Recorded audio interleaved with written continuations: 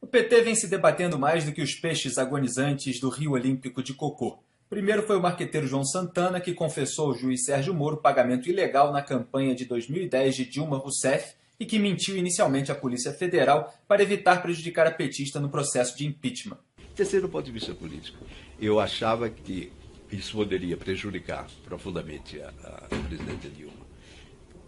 Nesse momento, eu raciocinava comigo, eu que ajudei, de certa maneira, a eleição dela, não seria a pessoa que vai destruir a presidência, trazer um problema. Depois, Dilma Rousseff não só disse que não sabia de nada, como é tradição no partido, como também colocou no PT a culpa pela ilegalidade. Então, não é a mim que você tem de perguntar isso, mas, como disse o próprio João Santana, com quem ele tratou essa questão foi com a tesouraria do PT. Resultado, Dilma, que já havia irritado os petistas quando colocou a culpa do Petrolão na gestão anterior do Lula, conseguiu irritar novamente os petistas que vêm se esforçando tanto, com tantas mentiras e tantas demonizações dos adversários, para salvar o seu mandato.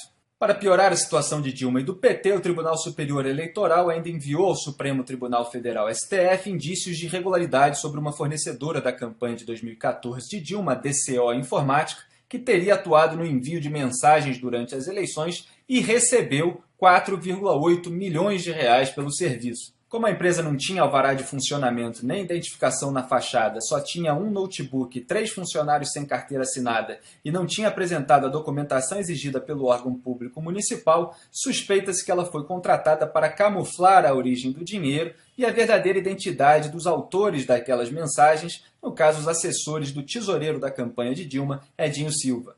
Com todos esses escândalos, o PT não sabe o que fazer nas campanhas para as eleições municipais. Há divergências internas no partido sobre se deve ou não utilizar o discurso do golpe contra Dilma, se isso é eficaz com o eleitorado municipal ou não, se vale a pena mencionar o legado, o suposto legado nacional do PT, ou só as realizações locais de seus candidatos, se vale a pena trazer Dilma para o palanque, isso a maioria acredita que não, mas se vale a pena também trazer Lula, cujo capital político está cada vez menor. Nessa quarta-feira, a Folha de São Paulo revelou mais uma bomba que desgasta a imagem de Lula. Um laudo da Polícia Federal indica que Lula orientou reformas de R$ 1.200.000 no sítio em Atibaia frequentado pela família do petista. As obras foram projetadas em setembro de 2010, tiveram início em novembro daquele ano, quando Lula ainda era presidente, e prosseguiram até outubro de 2014. Diz o laudo, a execução foi coordenada por arquiteto da empreiteira OAS, Sr. Paulo Gordilho, com conhecimento do presidente da OAS, Léo Pinheiro, e com orientação do ex-presidente Lula e sua esposa Marisa Letícia, conforme identificado nas comunicações do arquiteto da empreiteira e de Fernando Bittar. Bittar é um dos donos do sítio. A OAS, como se sabe, é uma empreiteira que tinha contratos públicos com a Petrobras e, assim como a Odebrecht, participou do esquema de corrupção na estatal, de modo que os procuradores investigam se ambas as empreiteiras, além do pecuarista José Carlos Bunlai, favoreceram ilegalmente Lula por meio do pagamento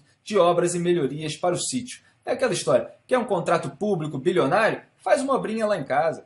Para completar a ruína petista, Marcelo Calero demitiu 81 apadrinhados do PT infiltrados no Ministério da Cultura e o ministro da Saúde, Ricardo Barros, demitiu mais de 70 comissionados de uma só vez, que eram cargos estratégicos que ainda estavam sob influência do PT. O ministro Eliseu Padilha, felizmente, garante que tem pelo menos 60 votos de senadores a favor do afastamento definitivo de Dilma, lembrando que são necessários apenas 54, de modo que Dilma pode continuar dizendo que não sabia de nada, Lula pode continuar dizendo que o sítio não é dele, que estamos aqui de boas, assistindo ao desmantelamento, ao desmonte, à ruína do PT, esperando esse grande momento em que Dilma será impeachmentada de vez e Lula, com a bênção de Sérgio Moro, será levado para a cadeia.